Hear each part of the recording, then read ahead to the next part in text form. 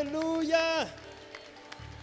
Arapaina raino asoavina ny tompo aminao. Amin'ny fifaliana lehibe no iarabanantsika rahalahy sy ranabavy tonga amin'ity fivoriam-bavaka anio alahady farany ity indray. Ny alahady ny farany fa ny Jesosy hiasa amin'ny fomba mahagaga eo amin'ny fiainako sy eo amin'ny fiainanao. Fantaro fa ao amin'ny andro farany mihitsy Andriamanitra ny tena miasa. Hozy izy hoe amin'ny andro farany no andatsahako ny fanahiko amin'ny nofo rehetra. Tsisy amen. Fantaro fa tamin'ilay famaranana ny fampakaram-batao kana Jesosy dia nanova ny rano ho divay. Noho izany hanova ny fiainanao koa izy. Ninona fiainana ilanao fanovana dia eto Jesosy miaraka amintsika.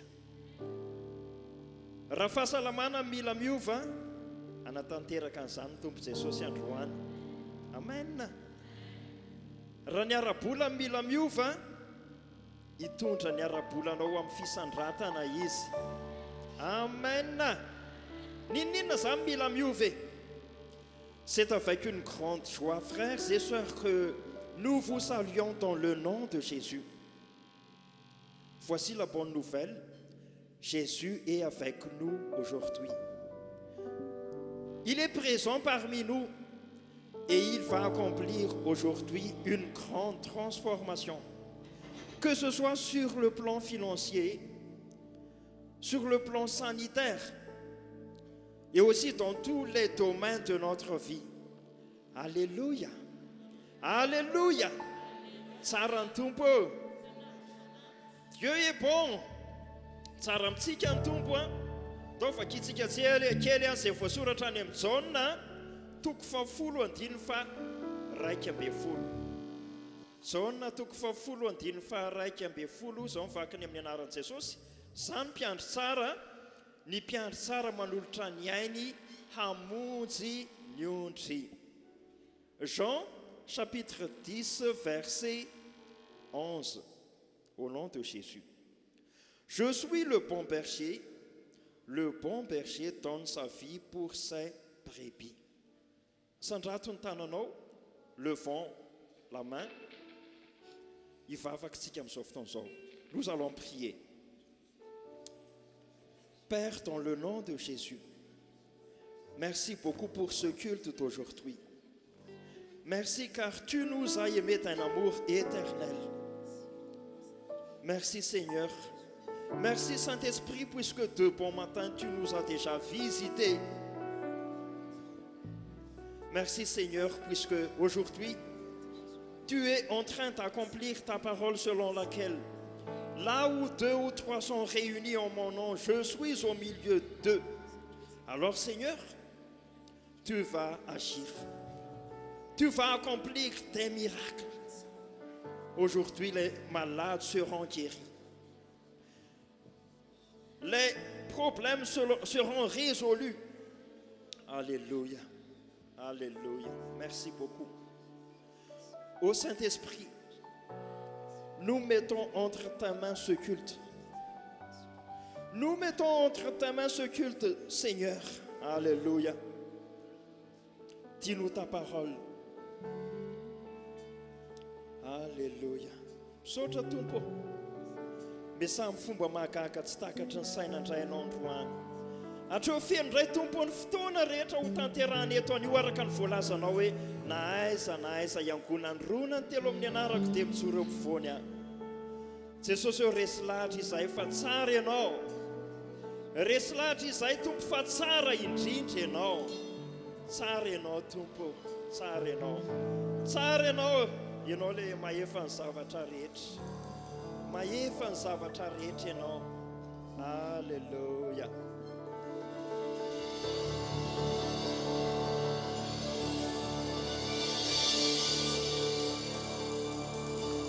Sarantu Kisana Fenu Fiderana Hazia Sarantu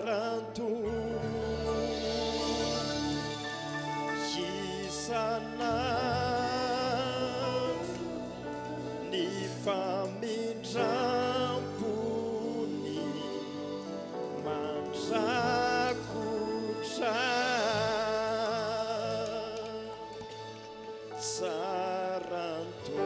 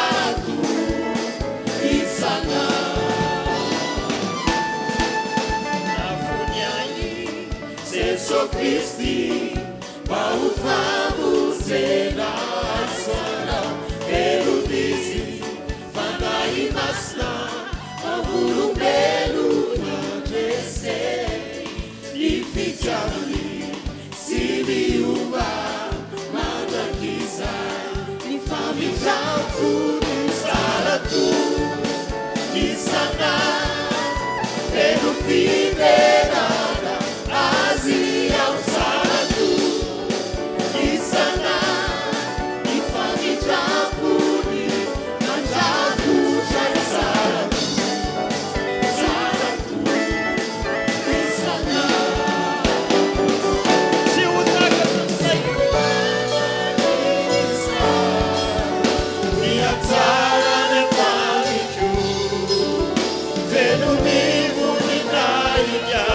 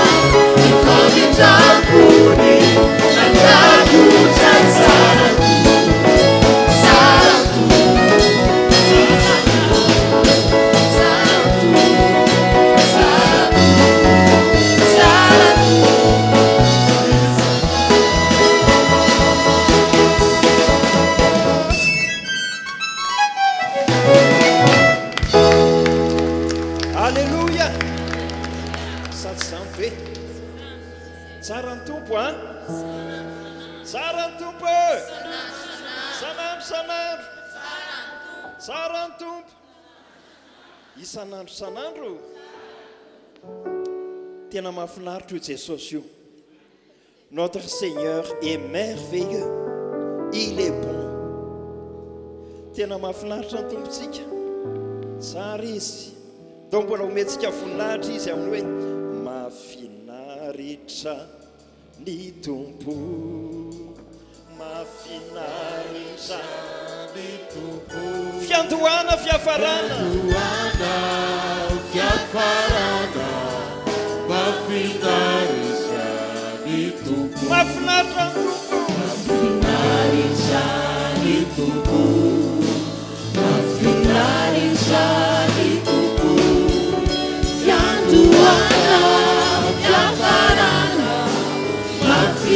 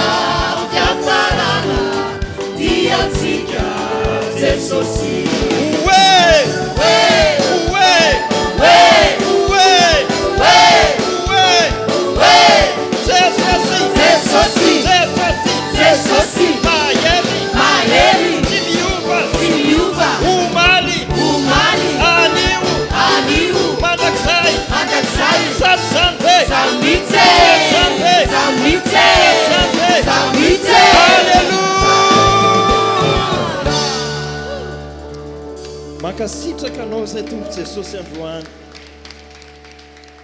Misaotra noho ny amin'ny habeny fitiavanao anay. Alleluia. Misaotra tompo noho ny amin'ny habeny fitiavanao anay. Makasitraka anao izay.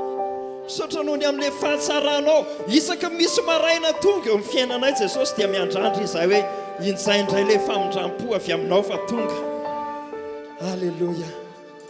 Soratra masina no milaza an'izany hoe tsy mitsahatra amin'ny fiantrany ary vaovao isa-maraina amin'ny famindram-pony.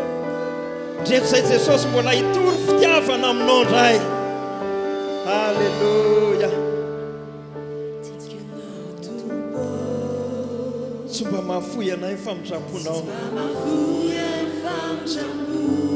Oh, tananao Jesosy miazona ny fiainanay.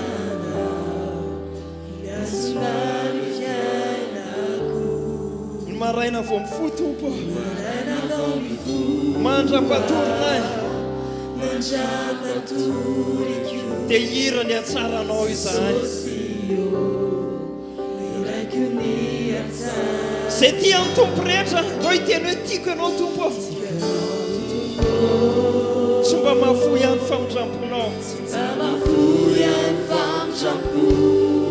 Asandrato ny feonao, asandrato ny tananao raha marina izany eo amin'ny fiainanao.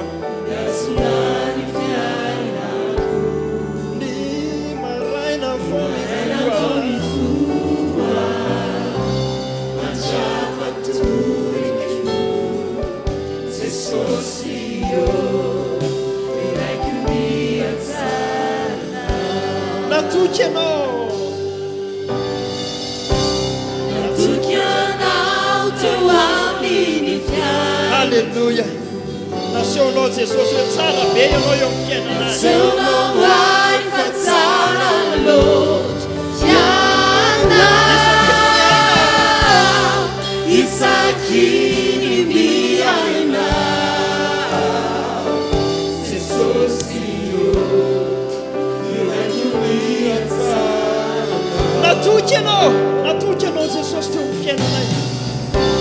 Natoky ianao teo amin'ny fiainana.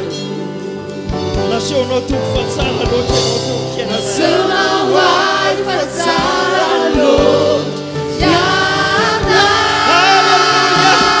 Isaky ny miaina. Isaky ny miainao. Jesosy io, ilaiko mihatsara. Halleluja. Halleluja. Tiako Jesosy mihaino ny feonao. Mitondra anay mamaky ny afo ianao. Mitondra ahy mamaky ny afo. Namaizina toy inona ny alina tompo. Eo akaikiny eo io foana ianao.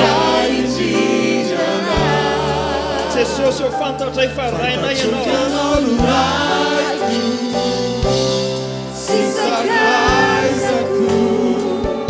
Jesosy io, ilaiko mihatsara. Natoky ianao. Natoky ianao teo amin'ny fiainana. Nasehonao anay Jesosy fa tsara loatra ianao. Nasehonao ahy fa tsara loatra ianao. Isaky ny miainao. Jesosy io, ilaiko mihatsara. Toute ma vie tu as été bon.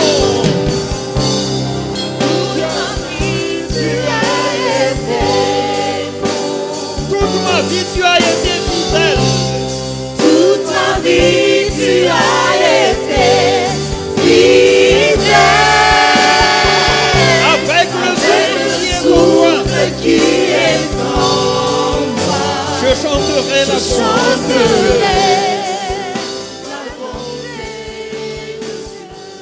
Niaza kaza kama nutra niatsara no tuko. Niaza kaza kama nutrunai, niatsara nao tuko.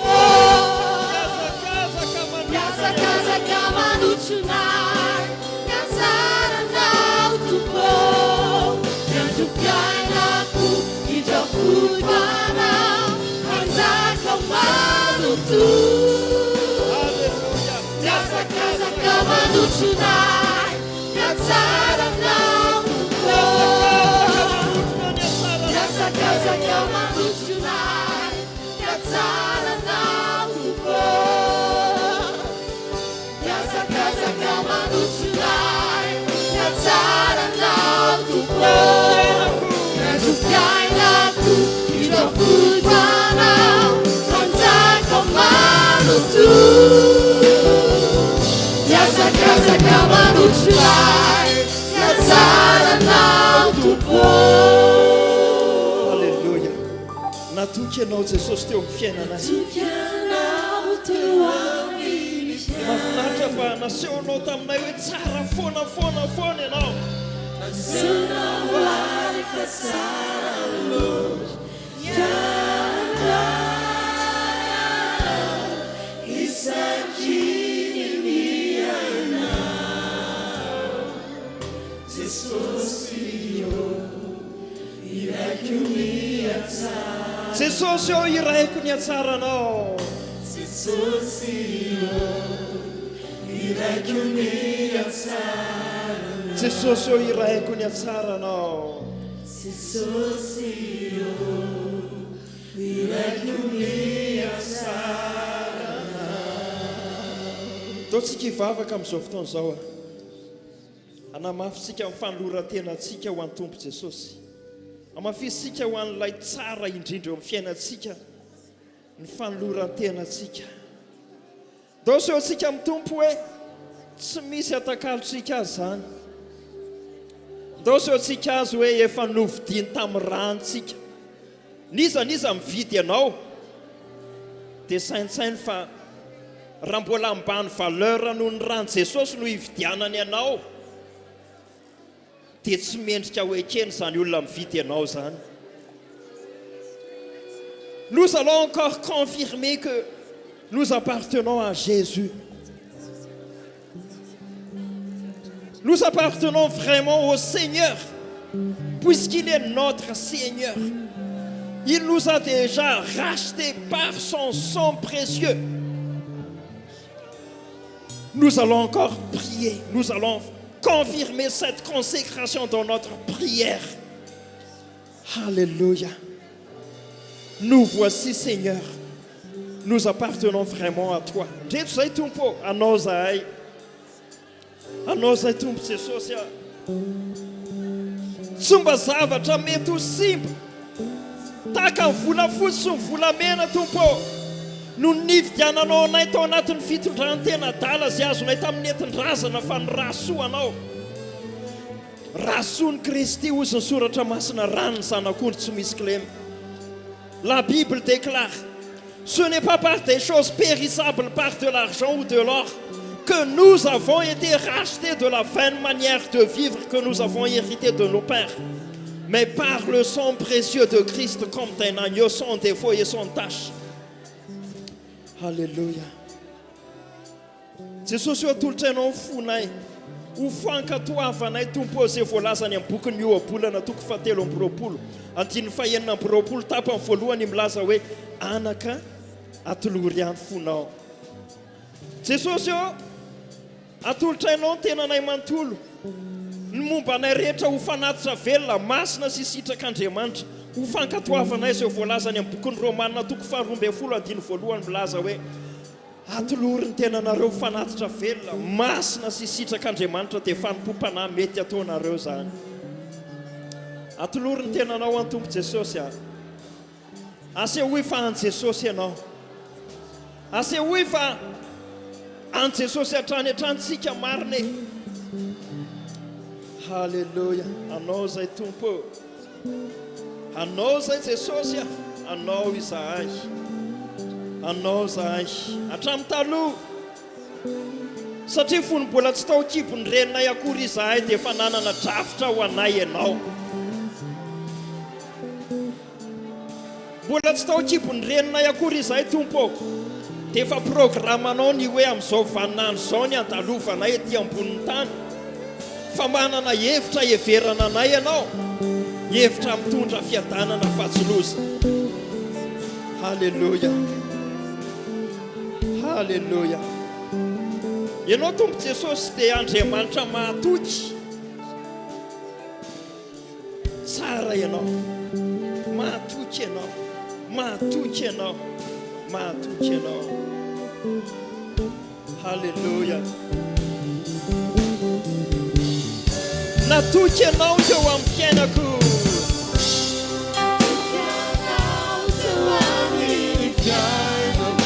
Nasehonao afa tsara loatra ianao. Nasehonao afa tsara loatra isaky miainao. Jesosy io hoihaiko ny hatsarana. Toute ma vie tu as été bon. Toute ma vie tu as été bon. Toute ma vie tu as été fidèle. Toute ma vie tu as été fidèle. Avec le souffle qui est en moi, je chanterai la bonté de Dieu. Toute ma vie tu as été bon. Toute ma vie tu as été bon. Toute ma vie tu as été fidèle. Toute ma vie tu as été fidèle. Avec le souffle qui est en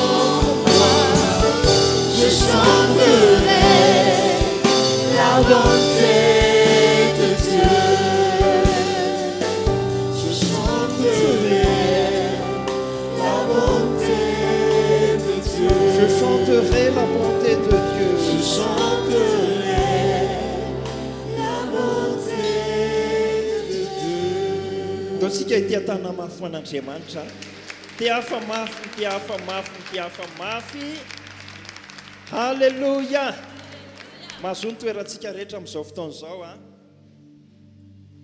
hiasa mahery eo amin'ny fiainanao ny tompo a ho tahina be enao amen sady zany ve tsy mitovy amin'ilay ianao tonga teto ianao mialeto amin'ity andro anio ty tena hoe anova ny tantaram-piainanao Jesosy amen ataovy eny an-tananao izay nomaninao ho an'ny tompo amin'izao fotoana izao a nous allons passer au moment où on va faire les offrandes et les dîmes atokany izay nomaninao ho an'ny tompo a dia ao anatin'izay tsy hanao fanentanana lavabe ntsony ahako fa afaka mandroso avy hatrany izay nitondra ny ampafolo-karena zany a ao anatin'izay anao fiderantsika dia rehefa avy eo a ho tatazana manokana ny fanatitra zany. On va faire donc maintenant les dîmes et les offrandes et en même temps nous allons faire un chant.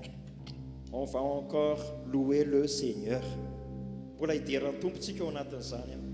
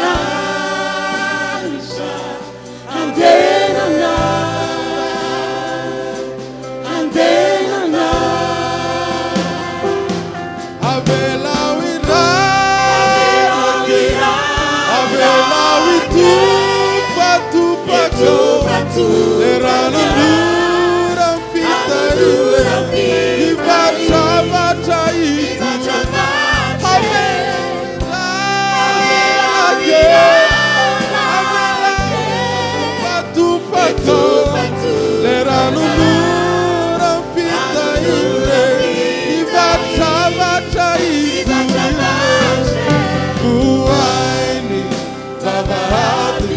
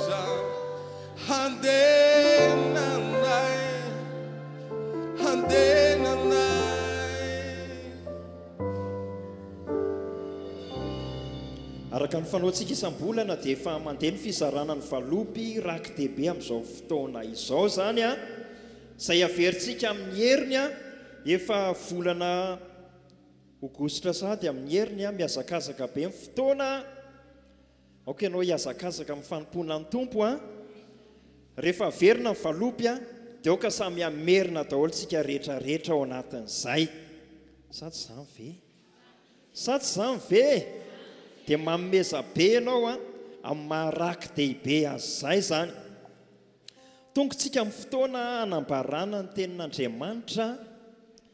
On arrive au moment où on va prêcher la parole de Dieu et nous allons accueillir le serviteur de Dieu alors avec une acclamation très forte. Raisika amin'ny tetanana mafy dia mafy ny mpanompon'Andriamanitra mahafinaritra.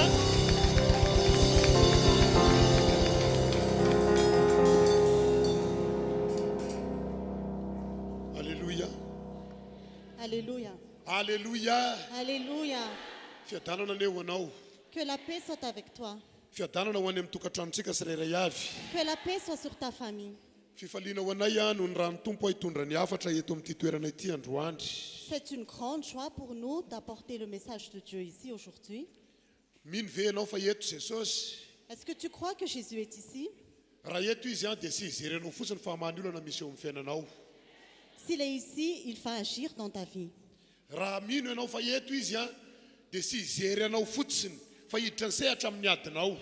Si tu crois qu'il est ici, il ne va pas te regarder seulement, mais il va intervenir dans ton combat.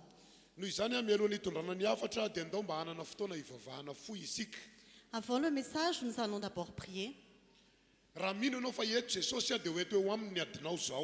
Si tu crois que Jésus est ici, emmène ton combat devant lui.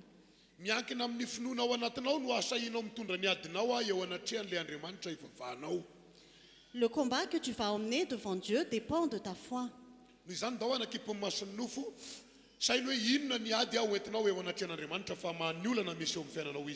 Alors ferme les yeux et pense à tous les combats que tu vas emmener devant Dieu, car il va résoudre tes problèmes. Nous allons maintenant prier, que chacun prie.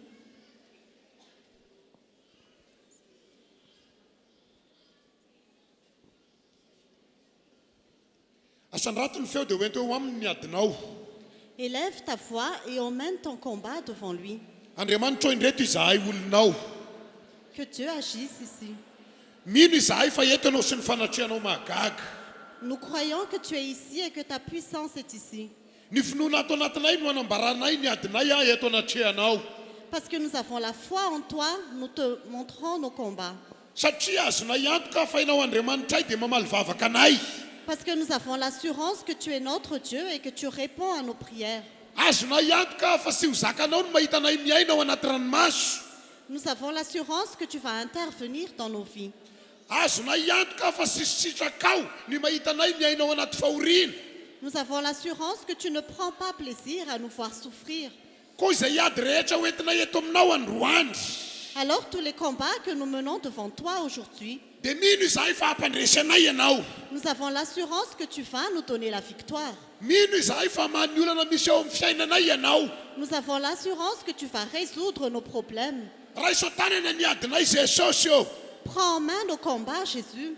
Raiso tanana ny olana misy eo amin'ny fiainanay Jesosy eo. Prends en main nos combats, Jésus. Vonjeo ny fiainanay Jesosy eo. Viens à notre secours, Jésus. Matoky ianao izahay. Nous avons confiance en toi. Matoky ny famindraponao izahay. Nous avons confiance en ta miséricorde. Mino izahay fa sy tahaka ny idirana eto no ivoana eto. Nous avons foi que nous ne sortirons pas d'ici comme nous sommes entrés ici. Satria andray valibavaka avy aminao. Parce que nous allons recevoir l'exaucement de nos prières. Ka sy manokana indray ny foko androandry. Touche mon cœur aujourd'hui. Ka sy manokana ny fon'ny olonao androandry. Touche particulièrement le cœur de ton peuple aujourd'hui. Mba tena andre ny feonao izahay. Pour que nous puissions entendre ta voix. Mba tena andre ny hafatra avy aminao izahay. Pour que nous puissions entendre le message qui vient de toi. Satria mangetaheta ny teny avy aminao. Parce que nous avons soif de ta parole. Misaotra fanamasina. Merci Saint-Esprit. Averina aminao ny voninahitra. Nous te rendons toute la gloire. Amen. Amen. Alléluia. Alléluia. Raha sitrakareo dia ndao mba ite tanana ho an'i Jesosy. Acclamons Jésus. Vonina andreny hafatra ve ianao. Tu es prêt à entendre le message? Alléluia. Alléluia. Somary efa mangasika ny andro nefa aoka sy angasika ny fonao androandry. Il commence à faire froid, mais que ton cœur ne se refroidisse pas aujourd'hui. Isaorana moa Andriamanitra nanome ny mpanompiny dia ny lehilahin'Andriamanitra sy ny vehivavin'Andriamanitra apôtre Adolphe Mivady izany. Nous remercions Dieu de nous avoir donné son serviteur, l'apôtre Adolphe et son épouse. Satria noho ny fahasoavana avy aminy dia mahasapa ny fanatrehan'Andriamanitra eto amin'ity toerana ity isika. Parce que c'est par sa grâce que nous ressentons la présence de Dieu ici. Izahay ihany koa no mizoro eto dia noho ny fahasoavana avy aminy izany. Nous sommes aussi ici par sa grâce. Isaorana ihany koa ianao na haineno ny feon'ny fanamasina. Et nous te remercions d'écouter la voix du Saint-Esprit. Satria fantako fa manakana ny fahavalo mba sy andraisanao an'ity hafatra ity androandry. Parce que je sais que l'ennemi va t'empêcher d'entendre ce message aujourd'hui. Nefa noho ny amin'ny herin'ny fanamasina dia tonga eto ianao andray famonjena.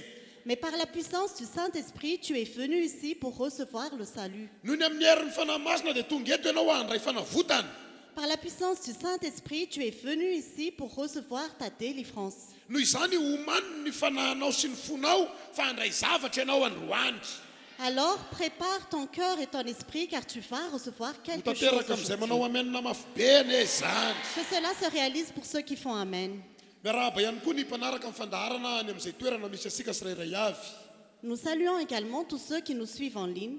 Sy Andriamanitra ny akaiky ihany Andriamanitra fa Andriamanitra ny lavitra ihany koa. Dieu n'est pas seulement le Dieu de ceux qui sont près, mais il est aussi le Dieu de ceux qui sont loin. Satria ny elanelana dia sy mahasakana an'Andriamanitra miasa. Parce que la distance n'empêche pas Dieu d'agir. Noho izany izay iresina eto amin'ity toerana ity dia ho raisinareo any amin'ny toerana misy anareo ihany koa izany. Alors tout ce que nous allons recevoir ici, vous allez aussi le recevoir là-bas. Hiditra amin'ny fandraisana ny tenin'Andriamanitra isika. Nous allons écouter la parole de Dieu.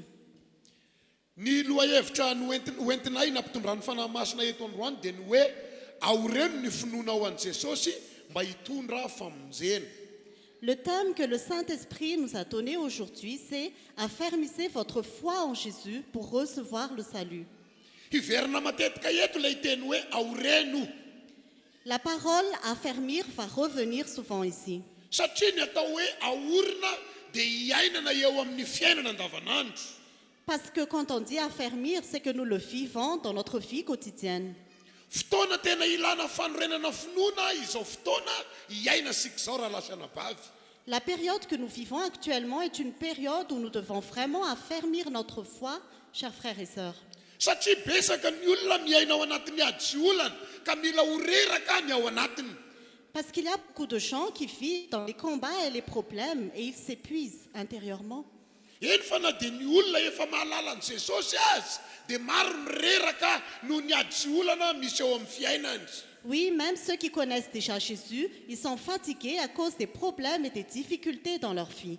Androany nefa raha hanorina ny finoana ao amin'ny Jesosy ianao dia hivoaka mpandresy. Mais aujourd'hui, si tu vas bâtir ta foi en Jésus, tu seras victorieux. Satria Jesosy efa vonina hampandresy asika. Parce que Jésus est prêt à nous donner la victoire. Andeha raha maki tenin'Andriamanitra isika ato amin'ny asan'ny apôstôly toko faha 6 andininy faha 1:30. Lisons la parole de Dieu dans Actes des Apôtres, chapitre 16, verset 31. Asan'ny apôstôly toko faha 6 any andininy faha 1:30 ho vakiana amin'ny teny fransay dia rehefa avy eo averiko amin'ny teny malagasy zany. Actes des Apôtres, chapitre 16, verset 31. Paul et Silas ont répondu, « Crois au Seigneur Jésus et tu seras sauvé, toi et ta famille. » Amin'ny anaran'i Jesosy dia hoy izy roa lahy, minoan' Jesosy tompo dia ho vonjena ianao sy ny ankohonanao. Averiko minoan' Jesosy tompo dia ho vonjena ianao sy ny ankohonanao. Je répète encore, « Crois au Seigneur Jésus et tu seras sauvé, toi et ta famille. » Sy miova amin'ny tanjony Andriamanitra Dieu ne change pas dans son objectif. dia ny hamonjy anao, C'est de te sauver, hanafaka anao, c'est de te délivrer, hitahy anao, c'est de te bénir, hiaro anao, de te protéger, hitondra sika amin'ny fandresena. de nous conduire dans la victoire. Ity taona ity dia efa fantatra fa besaka ny kristianina handray fandresena mahagaga. Pour cette année, je sais que beaucoup de chrétiens recevront des victoires extraordinaires. Programa n'Andriamanitra ny hamonjy ny olona mino azy. C'est le plan de Dieu de sauver ceux qui croient en lui. Ary isan'izany ianao tonga eto io. Et tu fais partie de ces personnes. Ho vonjena ny fiainanao. Ta vie sera sauvée. Misy fiainana isombadika eto amin'ity toerana ity. Il y a des vies qui seront transformées ici. Rasy makany amin'ny fahasarana.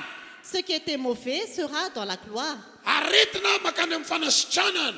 Les maladies deviendront une guérison. Olana makany amin'ny vahaolana. Les problèmes deviendront des solutions. Satria sy miova amin'ny tanjony Andriamanitra. Parce que Dieu ne change pas dans son objectif. Ny famonjena ho sapanao eto androany dia hipaka any amin'ny fianakavianao. Le salut que tu vas recevoir ici sera dans toute ta vie. Satria hitan'Andriamanitra ny ady any anatin'ny ankohonany. Parce que Dieu voit le combat dans ta famille. Aza malahelo fa hampandresin'ny fianakavianao ihany koa Andriamanitra. Ne sois pas triste parce que Dieu va aussi donner la victoire à ta famille. Raha misy olana sy ady ao amin'ny tokantrano misy anao, minoan' Jesosy fa ho raisin'Andriamanitra tanana io ady io. S'il y a des problèmes et des conflits dans ta famille, crois en Jésus car Dieu va prendre en main ce combat.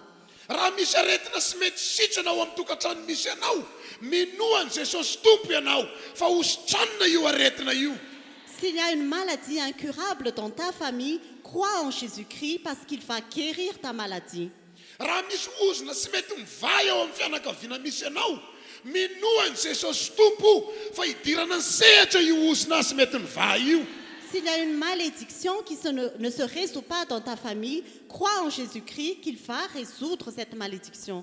Tiako ny milaza aminao androany fa eto Jesosy. J'aimerais te dire aujourd'hui que Jésus est ici. Mijery ny toe-pon'ny olona mino izy. Il regarde l'état d'esprit de chacun. Mijery ny ao anatinao izy amin'izao fotoana izao. Il regarde ce qui est en toi aujourd'hui. Tena mino azy ve ianao? Est-ce que tu crois vraiment en lui? Tena manam-pinoana ve ianao? Est-ce que tu as vraiment la foi? Satria ny olona manam-pinoana an'i Jesosy ihany no mahita ny tanan'i Jesosy miasa. Parce que seuls ceux qui croient en Jésus verront la main de Jésus agir. Ndao hanamboatra ny finosika isika fa hiasa mahery amin'ny fiainanao Andriamanitra. Ayons une foi ferme parce que Dieu va agir dans ta vie.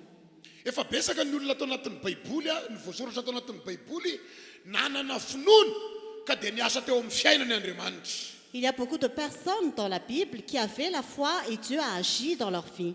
Anday izay tantara-piainan'olona anankiray isika. Nous allons voir l'histoire de la vie de quelqu'un. Matteo 5:10 manomboka amin'ny 9:20 ka hatramin'ny 9:20.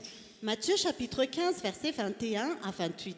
Dia vakisika amin'ny teny fransay ihany dia vakina amin'ny teny malagasy rehefa avy eo. Nous allons lire au nom de Jésus. Jésus partit de là et se retira dans le territoire de Tyr et de Sidon. Alors une femme cananéenne qui venait de cette région lui cria « Aie pitié de moi, Seigneur, fils de David. Ma fille est cruellement tourmentée par un démon. » Il ne lui répondit pas un mot. Ses disciples s'approchèrent et lui demandèrent « Renvoie-la, car elle crie derrière nous. » Il répondit « Je n'ai été envoyé qu'aux brebis perdues de la communauté d'Israël. » Mais elle vint se prosterner devant lui et dit « Seigneur, secours-moi. » Il répondit « Il n'est pas bien de prendre le pain des enfants et de le jeter aux petits chiens. »« Oui, Seigneur, dit-elle, mais les petits chiens mangent les miettes qui tombent de la table de leur maître. » Alors Jésus lui dit « Femme, ta foi est grande. Sois traitée conformément à ton désir. » À partir de ce moment, sa fille fut guérie. Ovakina amin'ny teny malagasy. Ny nasitranan'i Jesosy ny zanakavavy vehivavy Kananita. 1:20. Dia niala teo Jesosy ka nakany amin'ny faritanin'ny Tiro sy Sidona. Ary indro nisy vehivavy Kananita anankiray nivoaka avy tamin'izany tany izany ka niantso nanao hoe mamindrafo amiko tompoko zanak David ô, ny zanako vavy ampahoriany demonialy loatra. Fa izy sy namaly teny azy dia nanantona ny mpianany ka nangataka taminy nanao hoe roa ao izy fa mianso mafy atao rinasika. Ary izy namaly ka nanao hoe sy ny ranao afa-sy amin'ny ondro very amin'ny taranaka Israely. Fa nanantona ihany raha vehivavy dia niankohoka teo anatrehany ka nanao hoe tompoko vonjeo aho. Fa izy namaly ka nanao hoe sy mety raha maka mofonjazy ka manipy azy ho any am-bokely. Fa hoy raha vehivavy mariny zany tompoko fa na dia ny am-bokely aza mihinana izay sombosombony lasaka avy amin'ny latabatry ny tompony andry. Dia namaly Jesosy ka nanao taminy hoe raha vehivavy lehibe ny finonao tonga avy aminao arak'izay irinao. Dia sitrana ny zanany vavy tamin'izay ora izay. Alleluia. Alléluia. Alleluia. Alléluia. Dia sitrana ny zanany vavy tamin'izay ora izay. À partir de ce moment, sa fille fut guérie.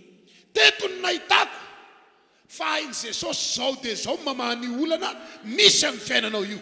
C'est là que j'ai vu que Jésus peut résoudre immédiatement ce problème dans ta vie. Averiko ihany tamin'ity tantarany vakiko farany ity ny nahitako fa mahay mamahany olana izao dia zao Jesosy. Je répète encore, dans cette histoire, j'ai vu que Jésus est capable de résoudre les problèmes immédiatement. Misy olona manana olana mavesatra eto. Anio dia anio ihany dia ahita ny tanan'Andriamanitra miasa ianao. Il y a quelqu'un ici qui a un grand problème. Aujourd'hui même, Dieu va intervenir. Manana finoana fa anio dia anio ihany afaka miasa amin'ny fiainanao Andriamanitra. Et la foi qu'aujourd'hui même, Dieu peut intervenir dans ta vie.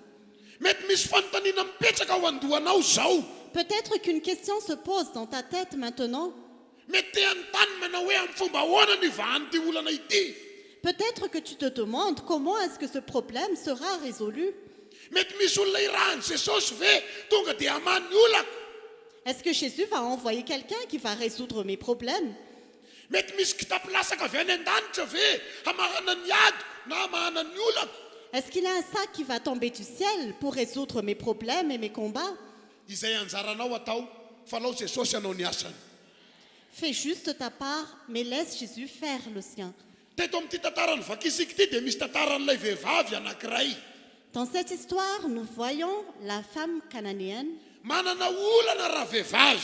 Cette femme avait un problème ary za mino aho fa efa nitady vahaolana teo amin'ny fiainanyity vehivavy ity et je suis sûre que cette femme a déjà cherché des solutions pour sa vie. satria raha ny nambarany dia manana olana ao amin'ny tokantrano misy azy izy. Parce que selon ce qu'elle a dit, elle a un problème dans sa famille. Ny zanany vavy ampahoriany demonia loatra araky ny nambarany. Selon elle, sa fille est cruellement tourmentée par un démon. Sy nazavaina mazava be hoe fomba manao ahoana no ampahoriany demonia ny zanany vavy. Elle n'a pas bien expliqué comment est-ce que le démon tourmente sa fille. Fa ny voasoratra kosa dia nampahoriany demonia loatra io zanany vavy io. Mais ce qui est écrit, sa fille était cruellement tourmentée par un démon. Rehefa nandreny amin'izay saosy raha vehivavy dia niazakazaka nanantona azy. Quand cette femme a entendu parler de Jésus, elle s'est approchée de lui. Finoana lehibe no entiny nanantona an'izay saosy. Elle s'est approchée avec une grande foi. Ary ny tao am-pony dia ity Jesosy izay mifanena amin'ity no vahaolana hamahany olana ao anatin'ny tokantrano misy azy io. Et ce qu'il y avait dans son cœur, c'est que Jésus va résoudre les problèmes dans sa famille. Rehefa tonga teo amin'ny Jesosy anefa izy akory ny agagana fa sy ny fanaraka amin'ny zavatra noeritreretiny ny zavatra niseho. Mais quand elle s'est approchée de Jésus, elle était étonnée parce que ce qui s'est passé n'était pas conforme à ce qu'elle pensait. Satria ny zavatra nandrasany dia ny vavan'i Jesosy hiteny hoe ndana miverina fa efa miva ny olana. Parce qu'elle s'attendait à ce que la bouche de Jésus dise « Va revenir car le problème est résolu ». Jesosy nilaza fa sy natao azy ny vahaolana fa natao an'ny zanak'Israely. Jésus a répondu « La solution n'est pas pour toi, mais pour la communauté d'Israël ». Ny mpianatra izay nanaradian'i Jesosy ihany koa azy dia mbola nilaza andeha horoahana io olona io. Et même les disciples qui suivaient Jésus disaient « Renvoie cette femme ». Fa ny finoana tao anatiny tafahoana amin'i Jesosy aho sy maintsy mandray valim-bavaka androany. Mais la foi qu'elle a fait, c'est que je rencontre Jésus maintenant, je dois recevoir l'exaucement de ma prière aujourd'hui. Ilay Jesosy nametrahany ny finoany azy dia mbola nanao fanoharana ny amin'ny fitoviany amin'ny alika na ny ambokely. Et même Jésus l'a encore comparé aux chiens, aux petits chiens. Fa sy nampiena ny finoana tao anatiny izany. Mais cela ne l'a pas empêché de croire. Mety tsy mifanaraka amin'ny zavatra eritreretinao ny zava-misy. Peut-être que les situations actuelles ne correspondent pas à tes pensées. Fa raha ao anatinao ny finoana raisy ho valim-bavaka androany. Mais si tu as la foi, reçois l'exaucement de ta prière aujourd'hui. Raha ao anatinao ny finoana dia raiso ny fitahiana avy amin'Andriamanitra androany. Si tu as la foi, reçois la bénédiction de Dieu aujourd'hui. Mahay manokatra lalana any amin'ny tany efitra Andriamanitra. Dieu peut créer un chemin dans le désert. Mahay manokatra ny ranomasina mena eo anoloantsika Andriamanitra. Dieu est capable d'ouvrir la mer Rouge devant nous. Mahay mampandresy antsika ao anatin'ny ady Andriamanitra. Dieu est capable de nous donner la victoire dans les combats. Vaovao mafaly no ambarako anao sitrana ny aretina ao amin'ny tokantrano misy anao. Voici la bonne nouvelle, la maladie est guérie. Vaovao mafaly no ambarako anao mivaha ny olana misy ao amin'ny fiainanao. C'est une bonne nouvelle que je t'annonce, tes problèmes sont résolus. Ny anjaranao aoreny ny finoana. Ta part, c'est d'affermir ta foi. Alléluia. Alléluia. Nanana ady mahavery hevitra raha vehivavy. Cette femme a fait un grand combat. Raha dinihana ny tantaran'ity vehivavy ity dia sy izy no ampahoriany ny demonia fa ny zanany izay ao anatin'ny tokantrano misy azy. Si on regarde l'histoire de cette femme, ce n'est pas elle qui était tourmentée par un démon, mais c'était sa fille qui était dans son foyer. Sy ilay zaza ny tonga teo amin'ny Jesosy Ce n'était pas la fille qui est venue à Jésus, fa ny reniny. mais sa mère.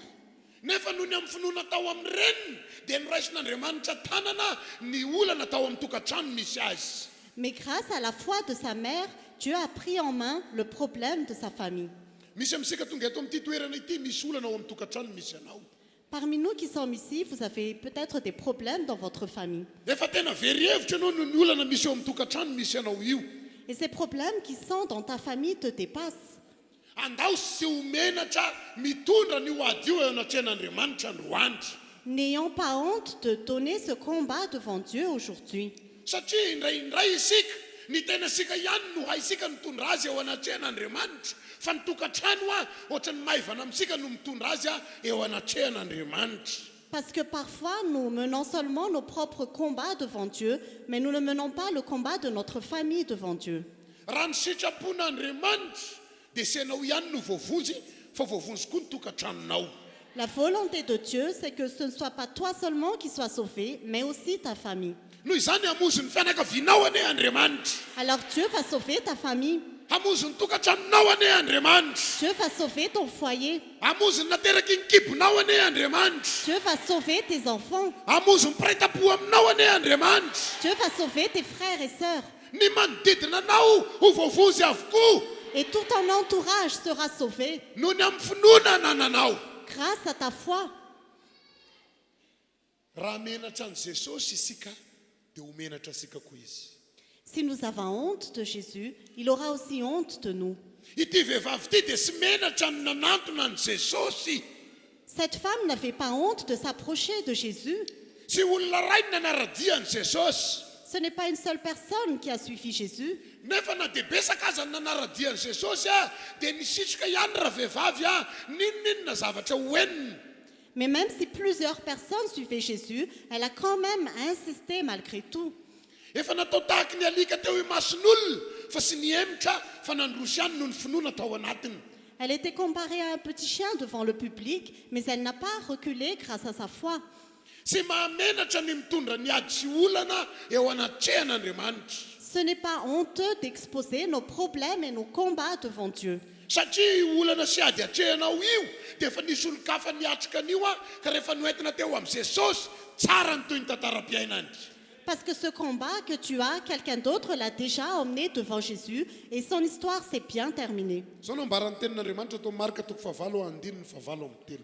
Voici ce que la parole de Dieu dit dans Marc chapitre 8, verset 38. En effet, celui qui aura honte de moi et de mes paroles au milieu de cette génération adultère et pécheresse, le Fils de l'homme aura aussi honte de lui quand il viendra dans la gloire de son Père avec les saints anges. Fakisika amin'ny teny malagasy Marka toko 8:7. Fa na iza no menatra sy ny teniko amin'ny taranaka sady mizangazanga ny manota ity dia ho menatra azy kosa ny zanak'olona raha avy amin'ny voninahitry ny rainy mba amin'ny anjeliny masina. Sy maintsy mitondra ny olana sy ny ady eo anatrehan'Andriamanitra isika. Nous devons exposer nos problèmes et nos combats devant Dieu. Sy mahamenatra ny miatrika ady. Ce n'est pas honteux d'affronter des combats. Sy mahamenatra ny miatrika olana. Ce n'est pas honteux d'affronter des problèmes. Fa ny mahamenatra dia ny resa ao anatin'ny ady. Mais ce qui est honteux, c'est d'être vaincu dans le combat. Ny mahamenatra dia ny rava ao anatin'ny olana. Ce qui est honteux, c'est d'être détruit dans les problèmes. Satria io ady sy olana misy eo amin'ny fiainanao io dia efa nandalo teo ambanin'ilay nahary anao.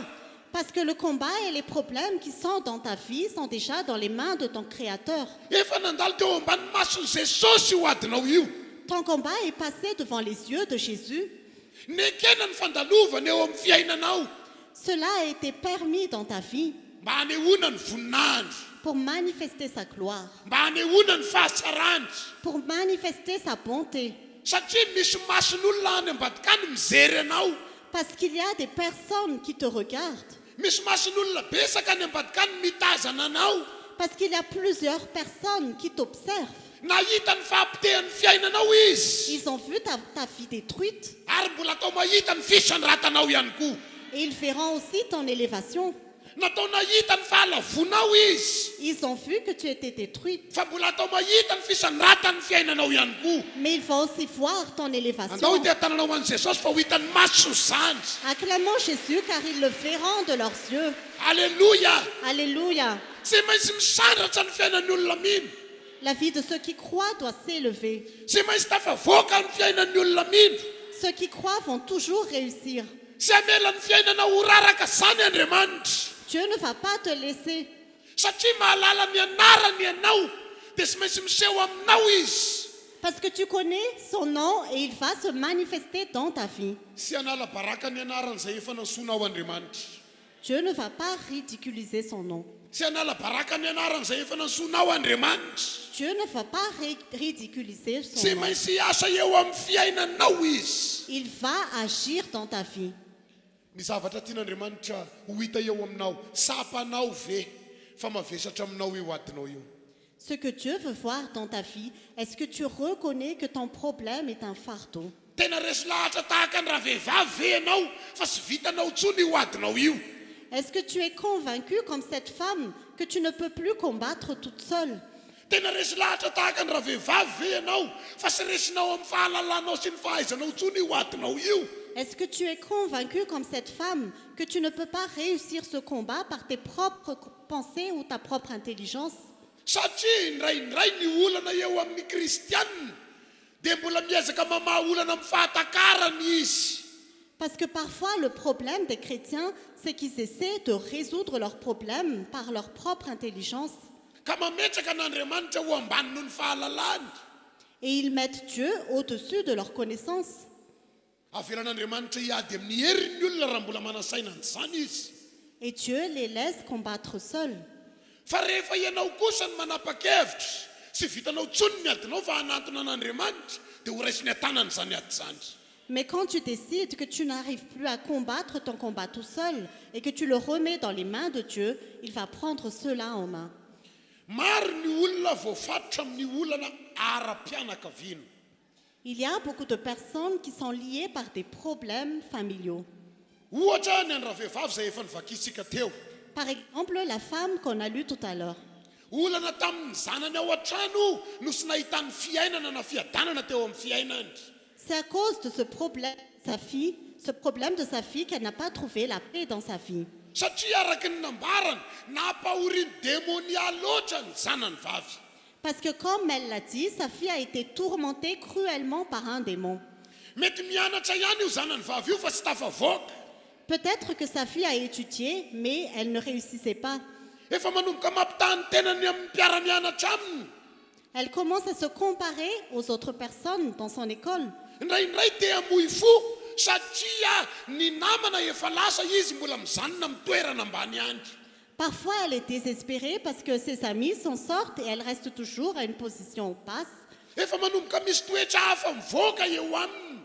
Elle commence à voir autre chose dans sa vie. Satria malahelo ny tenany izy ka miatraika amin'ny fiainan'ny ray aman-dreniny izany. Parce qu'elle est vraiment triste et cela impacte la vie de ses parents. Mety misy ihany koa ny sasany misy ozona sy tafavoaka misy eo amin'ny fiainam-pivelomana. Peut-être que d'autres personnes ont des malédictions sans issue dans leur vie. Mety manam-pahaizana izy nefa sy mahita asa mifanaraka amin'ny fahaizana. Peut-être qu'ils ont des connaissances, mais ils ne trouvent pas des emplois qui correspondent à leurs connaissances.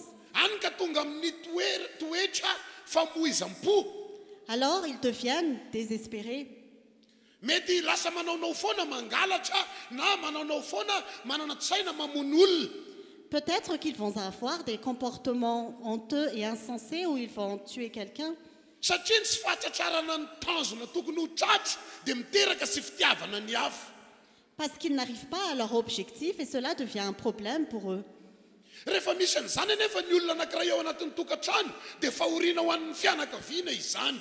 Et quand cela arrive à quelqu'un dans la famille, cela devient un problème pour toute la famille. Misy ihany koa ny olona velona fa sy mahita fiadanana. Il y a aussi des personnes qui sont en vie mais qui ne connaissent jamais la paix. Ao anatin'ny tokantrano anankiray nefa sy mahita fifaliana. Ils sont dans une famille mais ils ne trouvent pas la joie. Ao anatin'ny tokantrano anankiray nefa sy mahita ny hitany hafa. Ils sont dans un foyer mais ils ne voient pas ce que les autres voient. Ny teny mivoaka ny vavany dia teny tsy fahombiazana avokoa. Et les paroles qui sortent de leur bouche sont toujours des paroles d'échec. Ny hoariko farany amin'ny nahazo ny zanakiraha vehivavy dia ny amin'ny hoe mety mihinana fa tsy voky. Ce qui est arrivé à cette fille, c'est qu'elle a mangé, mais elle n'était pas rassasiée. Voafatotry ny fanahin'ny fahantrana. Elle était liée par l'esprit de pauvreté. Mety miasa tahaka ny olona ihany fa lany amin'ny fisaboana ny vola izay voaray eo an-tanana. Peut-être qu'elle travaille comme tout le monde, mais son argent est dépensé par les soins. Mba mety te hitafy tahaka ny hafa ihany nefa sy mahavoavidy an'izay voavidin'ny olona satria izay vola tonga eo an-tanana dia lany amin'ny zavatra hafa. Peut-être qu'elle a le même argent que tout le monde, mais elle ne peut pas acheter ce que tout le monde achète parce qu'elle dépense pour autre chose. Fomba fiadiny fahavalo zany rehetra tataraina izany a mba hanehoany rehefa misy olona anankiray fatorana eo anatin'ny tokantrano. C'est une attaque de l'ennemi pour manifester qu'il y a des liens dans une famille. Sindriko ihany fa besaka ny oziny mamatotra fianakaviana ary mahatonga ranomaso ao anatin'ny tokantrano a amin'izao vaninandro iainasika izao. Je répète encore qu'il y a beaucoup de malédictions qui enchaînent des familles et qui entraînent beaucoup de pleurs au sein des familles. Reto misy karazana ozina ao anatina fianakaviana mpahazony olona maro a eto amin'ity firenena misy asika ity. Voici des exemples de malédictions qui arrivent dans les familles dans notre pays. Misy fianakaviana sasany izay manambady a dia tsy mahavanona tokantrano. Il y a des familles qui sont mariées et pourtant ils n'ont pas de descendants. Tsy visy no miteraka any amin'ilay olona hakavady azy nefa sy raikitra ny fanambadiana ka dia ny mamany no mitaizany zanany. Par exemple, elle a eu un enfant avec la personne et pourtant le mariage n'est pas conclu et c'est sa mère qui s'occupe de l'enfant. Misy ihany koa nefa zatra miaina amin'ny fiainana sy mety mahita fiadanana arak'ilay efa voalazako teo aloha. Et il y a aussi ceux qui sont en vie et qui ne connaissent jamais la paix, comme je l'ai dit tout à l'heure. Ifandovana ao anatin'ilay fianakaviana ny tsy manambady. Et toute la famille n'ont pas de conjoint. Efa sy mahavahiny izany hoe sy manambady fa antitra ihany dia sy mahita vady misy izy. Par exemple, ils deviennent âgés et ne trouvent jamais de conjoint. Ifandovana ao anatin'ny fianakaviana ny miditry ny fonjy. C'est un héritage dans la famille, ils entrent toujours en prison. Efa hita teo amin'ny ray aman-dreny teo aloha dia mbola lovainy taranaka miditra any amin'ny fonjy. C'est un schéma qu'on a déjà vu dans leurs ancêtres et la descendance a encore hérité cela et entre encore en prison. Ny vaovao mahafaly azoko ambara eto androany anafaka an'izay olona voafatitry ny ozon'ny fianakavian'Andriamanitra. La bonne nouvelle que j'annonce ici, Dieu va délivrer tous ceux qui sont enchaînés par les malédictions familiales. Ny zavatra nahazo ny fianakavianao tsy ahazo anao. Ce qui est arrivé à ta famille ne t'arrivera pas. Ny fahoriana nahazo ny fianakavianao sy olovainao. La souffrance que ta famille a subie, tu ne le subiras plus. Satria rehefa nifanena tamin'i Jesosy raha vehivavy iny ora iny ihany sitrana ny zanany vavy. Parce que quand Jésus a rencontré cette femme, à l'heure même, sa fille était guérie. Le ranomaso tao anatin'ny tokantrano nivadika fifaliana.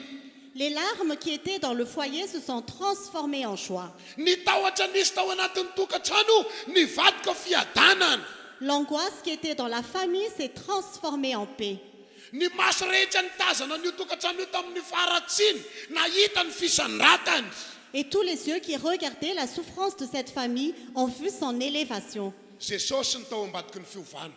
Jésus était derrière cette transformation. Fanontaniana petrako aiza Jesosy zao. La question qui se pose, où est Jésus maintenant? Eto amin'ity toerana ity izy. Jésus est ici. Eo akaikinao izy. Jésus est à côté de toi. Mijery anao izy zao. Il t'observe maintenant. Mandinika ny fiainanao izy zao. Il regarde ta vie maintenant. Mijery manokana anao izy zao. Il te regarde particulièrement maintenant. Hitany anao misaisaina ny fiainanao io. Il te voit en train de méditer ta vie. Hitany anao mandinika ny momba anao io. Il te voit en train de faire une introspection. Hitany no fahaverezakevitra eo aminao io. Il voit que tu es dépassé par tes problèmes. Hitany io tahotra sy orooro eo amin'ny fiainanao io. Il voit l'angoisse et la peur dans ta vie. Ny teny nambarany dia ny hoe minoany Jesosy Tompo dia ho vonjena ianao. Ce qu'il a dit, c'est crois au Seigneur Jésus et tu seras sauvé. Minoany Jesosy Tompo dia ho vonjena ny ankohonanao. Crois au Seigneur Jésus et ta famille sera sauvée. Natao an'ny olona mino ny famonjena. Le salut est pour ceux qui croient. Natao an'ny olona mino ny fiovana. La transformation est pour ceux qui croient. Natao an'ny olona mino ny fahasarana. La bonté est pour ceux qui croient. Tea metraka fanontaniana aminao ndray andro andro. J'aimerais te poser une question aujourd'hui. Tena mino an'i Jesosy ve ianao? Est-ce que tu crois en Jésus? Tena mbola ao anatinao ve ny finoana? Est-ce que tu as vraiment la foi? Satria izay mino ihany no mahita ny tanan'Andriamanitra miasa. Parce que seuls ceux qui croient verront la main de Dieu agir. Ny fomba fiasan'ny devoly fahavalo dia manaisitra ny finoana ao anatin'ny olona. Le diable, qui est notre ennemi, enlève la foi dans les gens. Satria ny devoly dia fanahy. Parce que le diable est esprit. Hitany ihany koa ny olona anankiray sy ny sekrehan'ny baiboly hoe raha mino ianao dia ho hitanao ny voninahitr'Andriamanitra. Il connaît aussi la parole de Dieu qui dit que si tu crois, tu verras la gloire de Dieu. Ka mba sy hatateraka amin'ny programan'Andriamanitra eo amin'ny fiainan'ny olona dia esoriny ny finoana. Et pour que le plan de Dieu ne se réalise pas dans la vie de quelqu'un, il enlève la foi. Asangano ny tanan'izay mino tonga eto. Levez la main, tous ceux qui croient, Hiasa eo amin'ny fiainanao anie Andriamanitra. que Dieu agisse. Hiasa eo amin'ny fiainanao anie Andriamanitra. Que Dieu agisse dans ta vie. Hitan'ny tompo ny finoana ao anatinao. Le Seigneur voit ta foi. Okizay ny ranomaso. Que les pleurs cessent. Okizay ny tahotra. Que les craintes cessent. Okizay ny napahoriany demoni loatra anao. Que les souffrances cessent. Fandao androany mba handray an'ilay fandresena isika. Mais recevons aujourd'hui la victoire. Andao androany mba handray an'ilay famonjena isika. Recevons aujourd'hui le salut. Satria rehefa mino an'i Jesosy isika dia voahomana ho asika amin'ny valim-bavaka. Parce que quand nous croyons en Jésus, la réponse à nos prières est préparée pour nous. Apetrao amin'ny fonao ny tananao ilany dia akipio ny maso sao. Mets ta main sur ton cœur et ferme les yeux. Avereny zao tonim-bavaka izao. Et répète cette prière. Jesosy eo, Jésus, eto ianao. tu es ici. Inty aho tompo. Me voici, Seigneur. Mino anao aho. Je crois en toi. Sy manana nizaniza aho. Je n'ai personne d'autre Hianteherako afa-sy anao. pour m'appuyer à part toi. Very hevitra aho amin'ny ady. Je suis dépassée par mes Very problèmes. hevitra aho amin'ny olana. Je suis dépassée par mes combats. Very hevitra aho amin'ny aretina. Je suis dépassée par mes maladies. Jesosy eo eto ianao. Jésus, tu es ici. Jesosy eo mino zany aho. Jésus, tu es ici. Ny finoana ato anatiko. Ma foi, Dia azoko antoka fa mahavonjy ahy ianao. je suis sûre que tu peux me sauver. Raiso tanana ny amiko. Prends en main ma vie. Raiso tanana ny fiainako. Prends en main ce qui me Raiso concerne. tanana ny adiko. Prends en main mon combat. Tahaka ny nanasitrananao Comme tu as guéri an'ilay zanak'ilay vehivavy la fille de cette femme izay nangataka taminao. qui t'a demandé, Dia sitrano aho androany. guéris-moi aujourd'hui. Va ao ny olako androany. Résous mes problèmes Ty aho aujourd'hui. Jesosy eo. Me voici, Jésus. Matoky ianao aho. J'ai confiance en Tsy toi. manary ahy ianao.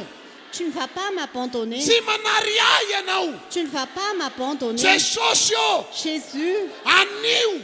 aujourd'hui, Mila anao aho. j'ai besoin de Mila toi. anao aho. J'ai besoin de toi. Midira ato anatiko. Entre dans ma vie. Anjakao aho.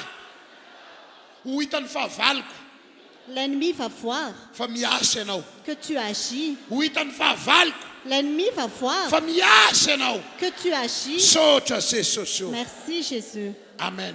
Amen. Zao no lazay ny tenin'Andriamanitra. Voici ce que la parole de Dieu dit. Korintianina faharoa toko fadimy any andininy fa fito ambin'ny folo ovaka isika amin'ny teny frantsay. 2 Corinthiens chapitre 5 verset 17. Si quelqu'un est en Christ, il est une nouvelle créature. Les choses anciennes sont passées. Voici, toutes choses sont devenues nouvelles. Fakiko amin'ny teny malagasy Korintianina faharoa toko fadimy any andininy fa fito ambin'ny folo. Nao mba hiara-maka sika hoe isa roa telo. Ko raha misy olona ao amin'ny Kristy efa lasa. Dao te tanana ho an'i Jesosy izy. Acclamons Jésus. Iza ny olona ao amin'ny Kristy zao. Qui se trouve en Christ Olona maintenant? vaovao ianao. Tu es une nouvelle créature. Efa nofafana ny tantaram-piainanao teo aloha. Ton histoire passée est déjà effacée. No adonon'Andriamanitra ny fahotanao. Tu as oublié tes péchés. No adonon'Andriamanitra ny olana misy ao amin'ny fiainanao. Tu as oublié les problèmes dans Fa ta misy vie. fiainana vaovao anao ato amin'ny Jesosy. Mais il y a une nouvelle vie pour toi en Jésus. Amen. Amen. Misy fiainana vaovao ambolena eny amin'ny tokantranonao eny. Il y a une nouvelle vie dans ta famille. Hanova ny fizerin'olona anao Andriamanitra. Dieu va changer le regard des gens envers toi. Ny fiomezana fanesoana teo aloha ivadika fitadiavana vahaolana eo amin'ny fiainanao. L'humiliation qu'il a fait avant va se transformer en solution. Satria tsy diso amin'ny ambarany Andriamanitra. Parce que Dieu est fidèle à sa parole. Fa raha misy olona ao amin'ny Kristy dia maninona izy? Que si quelqu'un est en Christ, qu'est-ce qu'il devient? Olom-baovao izy. Il devient une nouvelle créature. Sy mahafaly an'Andriamanitra mahita ny zanany reraka mitomany. Dieu ne prend pas plaisir à voir son enfant pleurer. Sy mahafaly an'Andriamanitra mahita ny zanany mamitra-pihavanana amin'ny fahavalo. Dieu ne prend pas plaisir à voir son enfant souffrir devant l'ennemi. Satria indraindray rehefa mangotraka ny ady dia na ny fahavalo aza dia amitra-pihavanana. Parce que quand le combat est dur, c'est l'ennemi qui est devant. Teneny kely ny akaikinao mba havozy anao Andriamanitra. Dis à ton voisin que Dieu va te sauver. Mahavozy asika Andriamanitra e. Dieu est capable de nous sauver. Mahavozy anao le Andriamanitra tompoinao. Le Dieu que tu sers peut te sauver. Afaka mamaha ny olana misy eo amin'ny fiainanao io izy. Il peut résoudre tes problèmes. Ny nahazo ny fianakavianao tsy mahazo anao intsony. Ce que ta famille a subi, tu ne le subiras plus. Ny ranomasy misy tao anatin'ny fianakavianao tsy hiditra eo amin'ny fiainanao intsony. Les larmes qu'il avait dans ta famille ne vont plus se transmettre dans ta vie. Satria andray atanana ny fiainasika Andriamanitra. Parce que Dieu prend en main nos vies.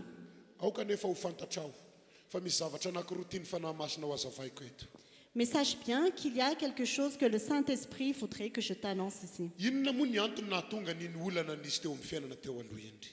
Pourquoi il y a des problèmes dans nos vies? Efa matetika tenenina amintsika fa ndraindray mety vokatry ny nataontsika iandry no nahatonga ny ady mangotraka teo amin'ny fiainasika. Nous l'avons déjà répété souvent que parfois cela est le résultat de ce que nous avons accompli auparavant. C'est pourquoi nous avons des combats dans nos vies. Mety vokatry ny fahotana izay ny ainasika na ny ainan'ireo ray aman-drenitsika no mahatonga sika mibaby olana mavesatry. Cela peut être la conséquence de nos péchés ou des péchés de nos ancêtres. C'est pourquoi nous avons des problèmes dans nos vies.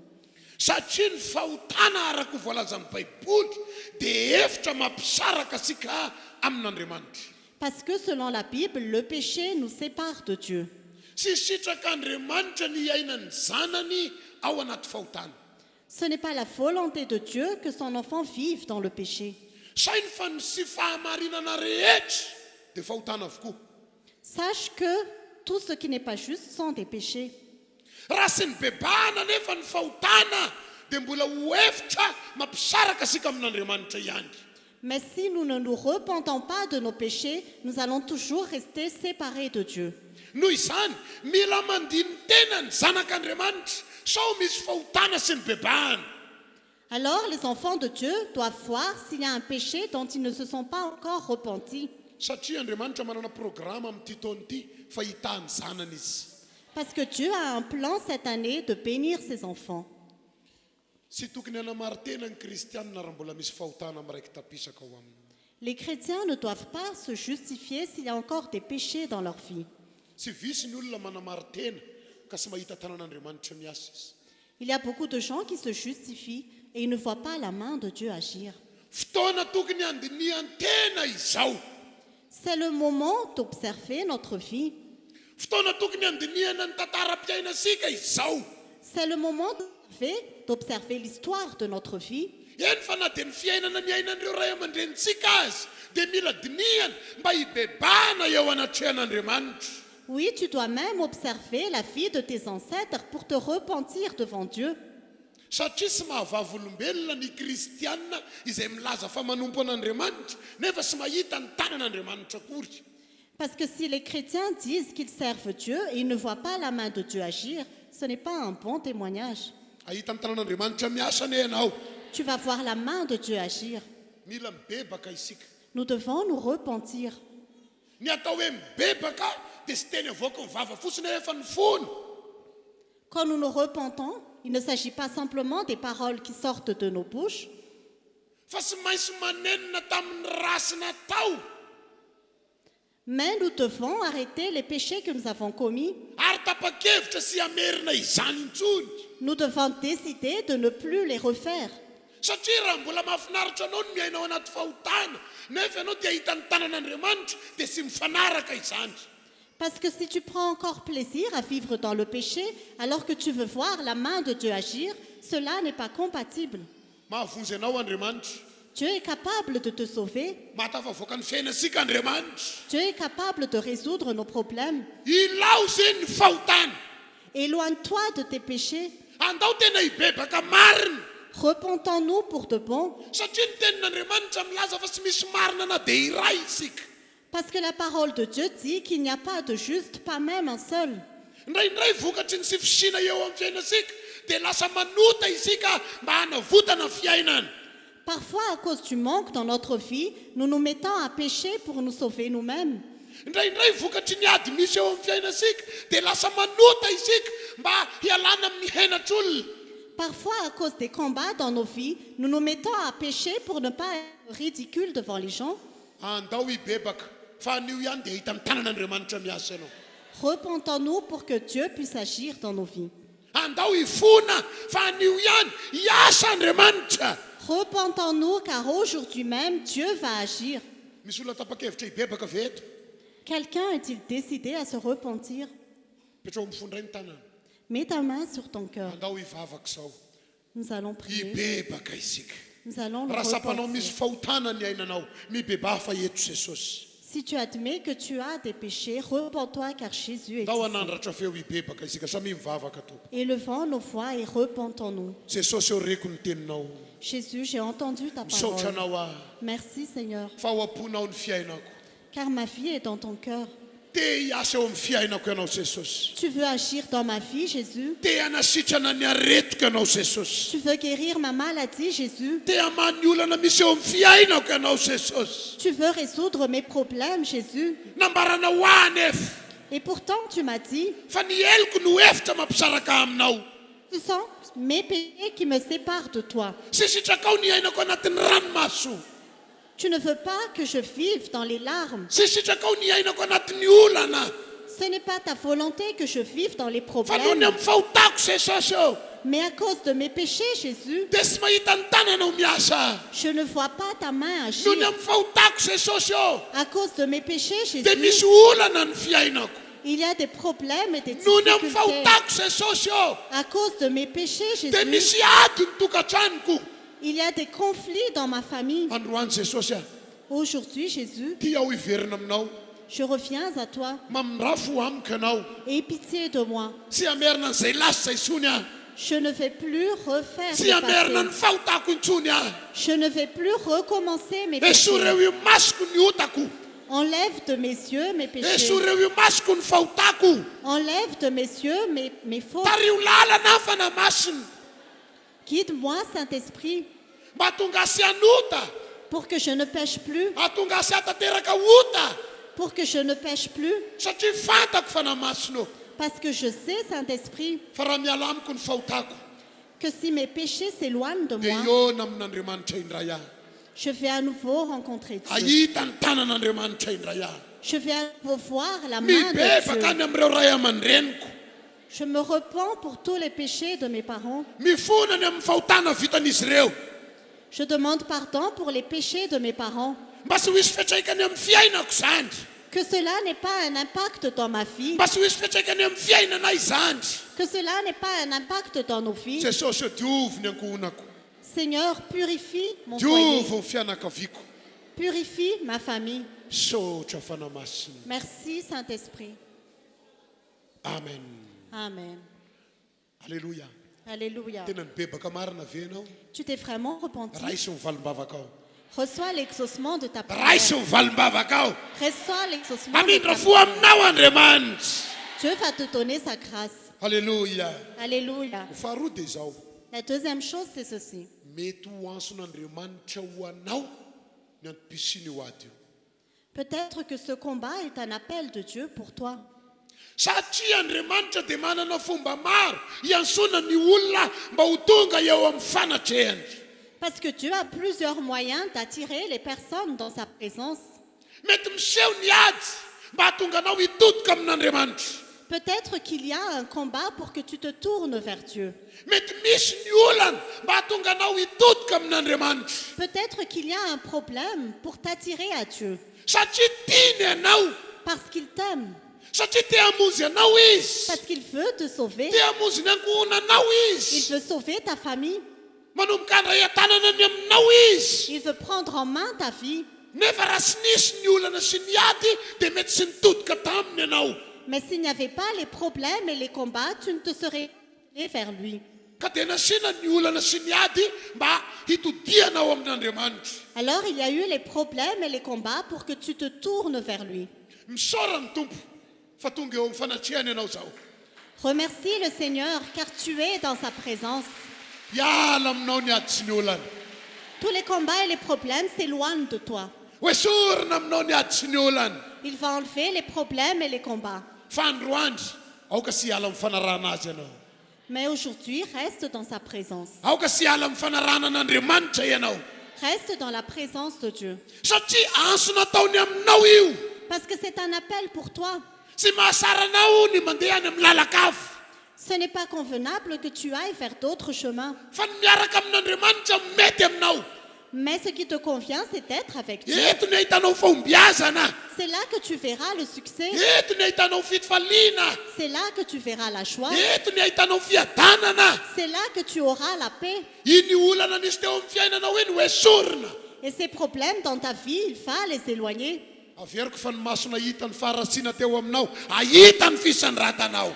Je répète que tous ceux qui ont vu tes malheurs vont voir ton élévation. Misy fanontaniana indray ty. Il y a encore une question. Ianao ve sy mahasapa fa sy tokony amin'ny toerana io so no misy anao? Est-ce que tu ne ressens pas que tu ne dois plus rester dans ta situation actuelle? Efa ela ianao no tokony ho tafavoaka. Ça fait longtemps que tu aurais dû t'en sortir. Ny saroman'ny fahavalo ny fahatakaranao ny amin'ny Jesosy. Mais l'ennemi a enlevé tout cela. Androany hosokafana ny mason'ny fahatakaranao. Aujourd'hui, Dieu ouvre l'intelligence Dia hosapanao ny toerana misy anao. et tu comprendras ta véritable situation. Sy naharinao amin'ny fahalahelovana ny fiainanao.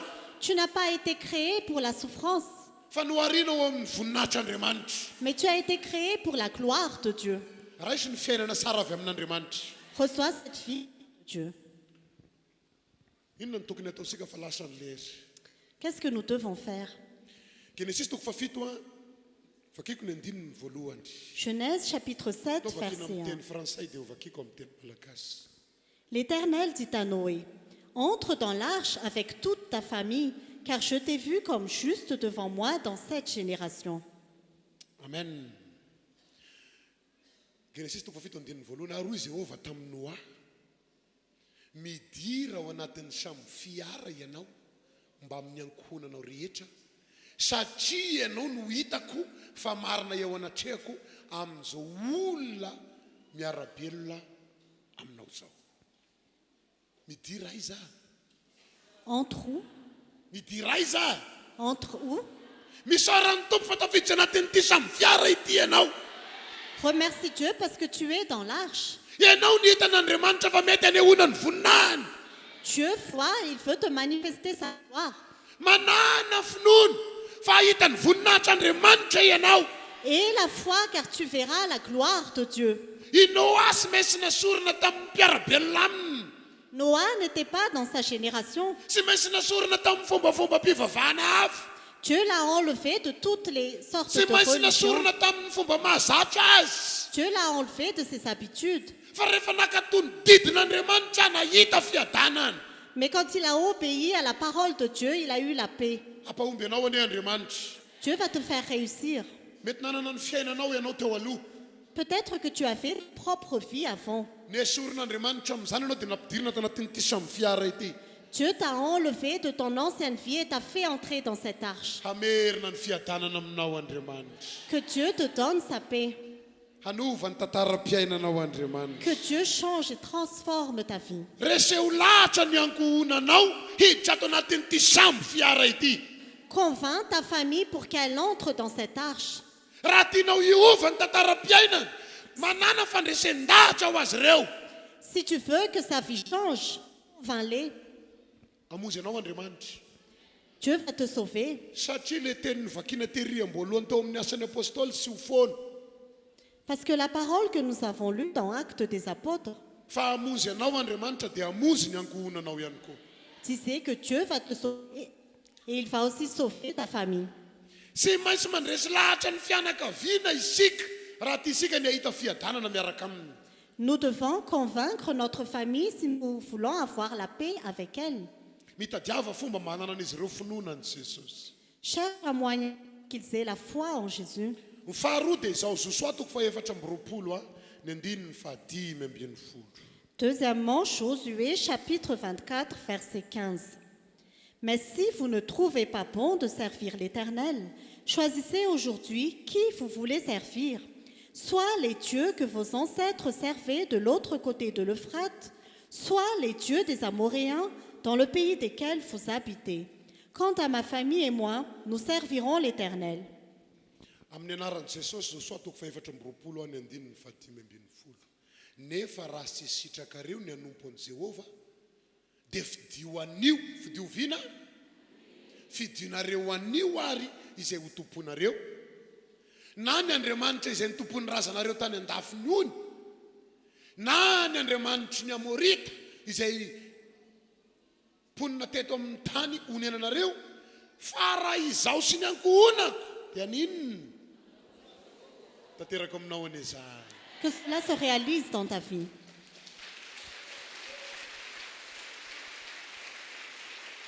Sy maintsy mandray fanapahan-kevitra isika. Nous devons prendre la décision. Sy afaka ny misabaka isika. Nous ne pouvons pas avoir les pieds à droite et à gauche. Na ianao anompon'ny Andriamanitra ny razanao, na anompon'i Jehova Andriamanitra. Soit tu sers le Dieu de tes ancêtres, soit tu sers l'Éternel Dieu. Sary-piaro amin'ny safiditsika Andriamanitra. Parce que Dieu est jaloux. Mila manompo an'i Jehova isika. Nous devons servir Dieu. Mila manompo an'i Jesosy isika. Nous devons servir Jésus. Ny atao hoe manompo dia tsy izay tia isika fa izay tiany le tompo iny. Ce que signifie servir, ce n'est pas ce que nous voulons, mais ce que ce qu'il veut. Alléluia. Alléluia. Alléluia. Alléluia. Anontany io ny tenanao, tena manompo an'Andriamanitra ve? Pose-toi la question, est-ce que tu sers vraiment Dieu? Tena Andriamanitra marina ve ny tompoinao? Est-ce que tu sers vraiment Dieu? Sa mbola misy fanompoana zavatra hafa? Ou tu sers autre chose? Josoa nanapa-kevitra, zaho sy ny ankohonako anompo an'i Jehova izahay. Josué a décidé, moi et ma famille, nous servirons les... Andriamanitra sary-piaro Andriamanitra. Dieu est un Dieu jaloux. Mety tsy hita ny tanan'Andriamanitra miasa isika raha mody manompo an'Andriamanitra nefa manompo zavatra hafa. Peut-être que nous ne verrons pas la main de Dieu agir si nous faisons semblant de servir Dieu alors que nous servons aussi autre chose. Aoka ny fanapahan-kevitrao rehefa eny dia eny. Que ta décision soit oui et oui. Andao anompo an'Andriamanitra. Servons Dieu. Mahavozy anao ny Andriamanitsika. Notre Dieu est capable de sauver. Mahasitrana anao ny Andriamanitsika. Notre Dieu est capable de te sauver. Mahavany ny olana misy eo amin'ny fiainanao ny Andriamanitsika. Notre Dieu est capable de résoudre tes problèmes. Andao anompo an'Andriamanitra. Servons notre Dieu. Tompoy Andriamanitra fa handray an-tanana ny hoavinao. Sers Dieu, il va prendre en main ton avenir. Tompoy Andriamanitra fa mahavany ny olana misy eo amin'ny fiainanao. Sers Dieu car il est capable de résoudre tes problèmes. Satria ny programme an'Andriamanitra tsy miova. Parce que le plan de Dieu ne change pas. Te hamonjy anao izy. Il veut te sauver. Te hamonjy ny ankohonanao izy. Il veut sauver ta famille. Fotoana izao isehoany fahasarana eo amin'ny fiainan'ny olona mino. C'est le moment de voir la bonté dans la vie de ceux qui croient. Odio. Est-ce que tu es là? Mbola ao ve? Dao te tanana ho an'i Jesosy. Acclamons le Seigneur. Alléluia. Alléluia. Tianao Andriamanitra. Dieu t'aime. Malahelo izy mahitanao ory. Il est triste quand tu es dans la souffrance. Malahelo izy mahitanao mitomany. Il est triste quand il te voit pleurer. Te handray an-tanana ny fiainan'ny olona mino Andriamanitra. Il veut prendre en main la vie de ceux qui croient en lui. Raha tena hanompo azy ianao, ahita ny tanany miasa. Si tu veux vraiment le servir, il va prendre en main ta vie. Ao anatin'ny fanompoana sy maintsy mivavaka isika. Quand nous le servons, nous devons prier. Tsy mora ny mivavaka. Ce n'est pas facile de Tsy prier. mora ny manompo an'Andriamanitra. Ce n'est pas facile de servir Dieu. Betsaka ny olona mamita tena iveriny fa mora ny manompo an'Andriamanitra. Il y a beaucoup de gens qui se trompent eux-mêmes. Ils croient que c'est facile de servir Dieu. Misy fandavatena ny manompo an'Andriamanitra. Mais ce n'est pas évident. misy fiaretana ny fanompoana an'Andriamanitra. Il faut de la persévérance pour servir Dieu. Fa izay maharitra hatramin'ny farany. Et ceux qui persévèrent jusqu'au bout. Marka toko faefatra andininy fa 5:30 ka hatramin'ny faraika amby 70. Taovaka isika amin'ny teny frantsay miala. Marc chapitre 4, versets 35 à 41. Ce jour-là, le soir venu, Jésus leur dit, « Passons sur l'autre rive. » Après avoir renvoyé la foule, ils l'emmenèrent dans la barque où il se trouvait. Il y avait aussi d'autres barques avec lui. Un vent violent s'éleva et les vagues se jetaient sur la barque au point qu'elle se remplissait déjà. Et lui, il dormait à l'arrière sur le coussin. Ils le réveillèrent et lui dirent, « Maître, cela ne te fait rien que nous soyons en train de mourir ?» Il se réveilla, menaça le vent et dit à la mer, « Silence, tais-toi !» Le vent tomba et il eut un grand calme. Puis il leur dit, « Pourquoi êtes-vous si craintifs? Comment se fait-il que vous n'ayez pas de foi ?» Ils furent saisis d'une grande frayeur et ils se disaient les uns aux autres, « Qui est donc cet homme? Même le vent et la mer lui obéissent. » Amin'ny anaran'i Jesosy, ary zay ihany rehefa riva ny andro dia hoy izy taminy, andeha isika hita ho eny ampita. Ary rehefa nampidiny ny mpianany vahoaka dia nentiny tamin'ny samokely io ihany tamin'izao ihany Jesosy. Ary nisy samokely sasany koa niaraka taminy. Ary nisy tafio-drivotra mahery ary niazerazeran'ny alidrano ny samokely ka nila ho feno rano. Ary Jesosy natory teo ambodiny samokely amboniny ondana. Ary namoa azy izy ireo ka nanao taminy hoe,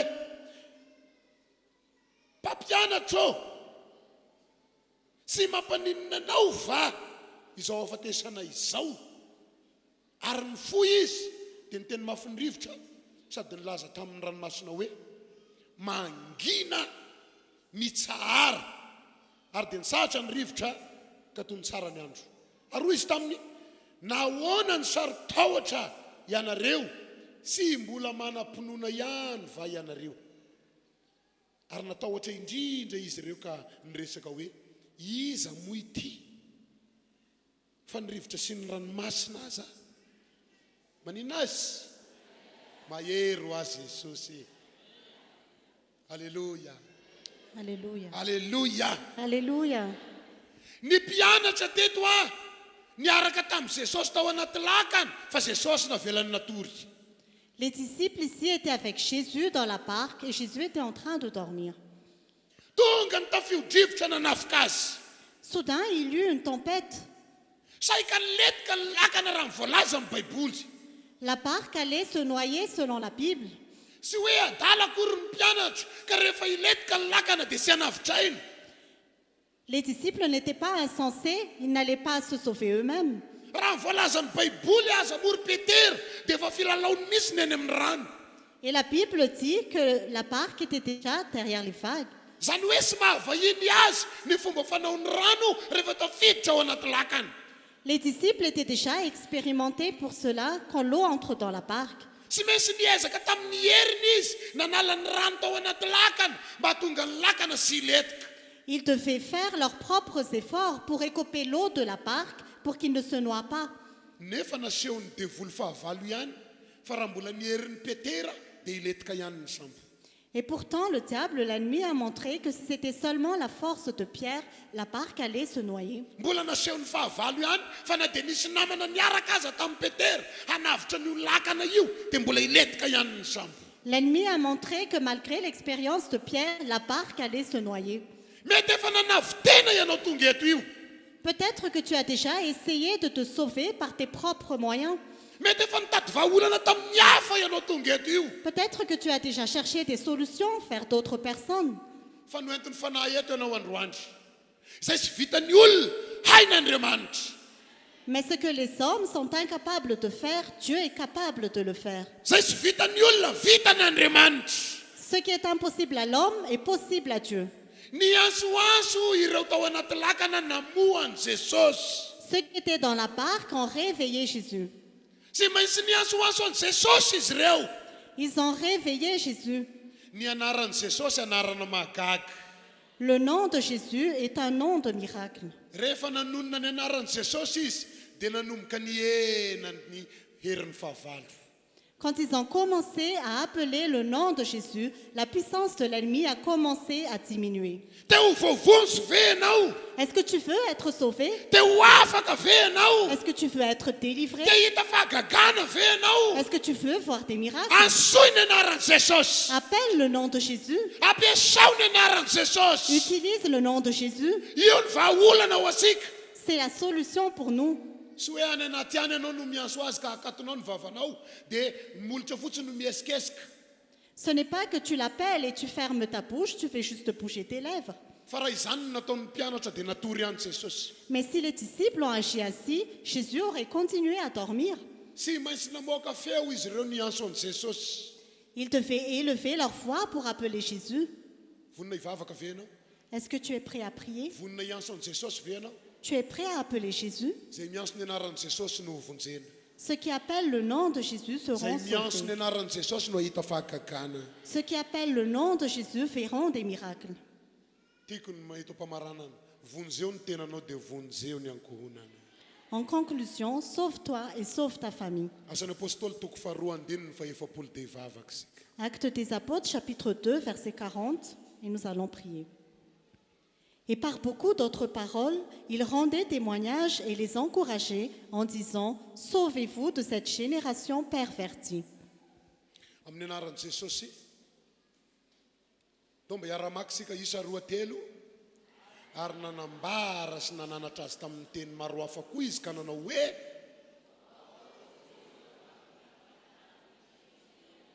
amen. Ahoana?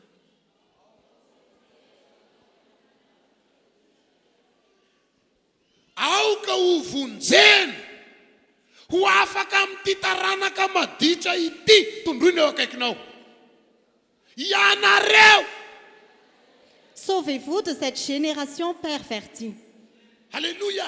Alléluia. Mbola ty hainao anaty ranomaso ve? Est-ce que tu veux encore vivre dans les larmes?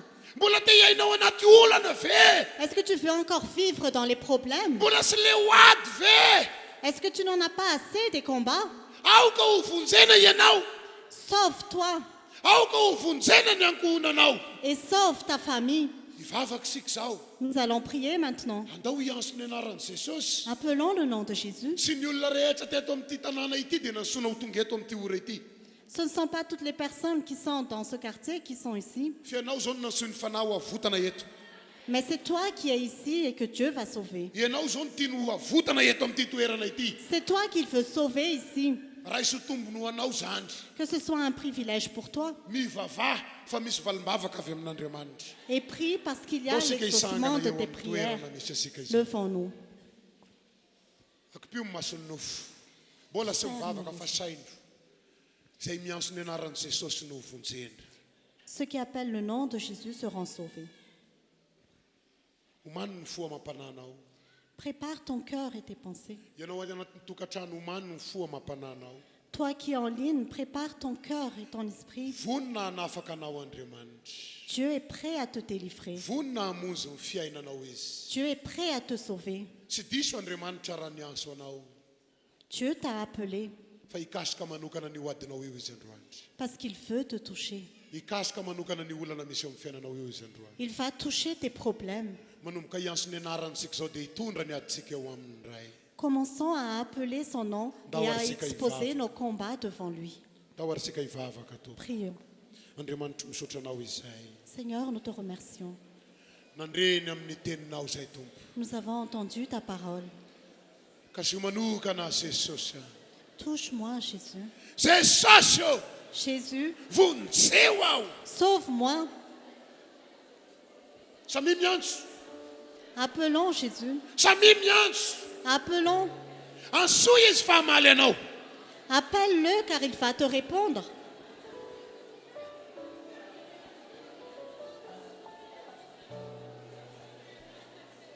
Ansoy Jesosy. Appelle Jésus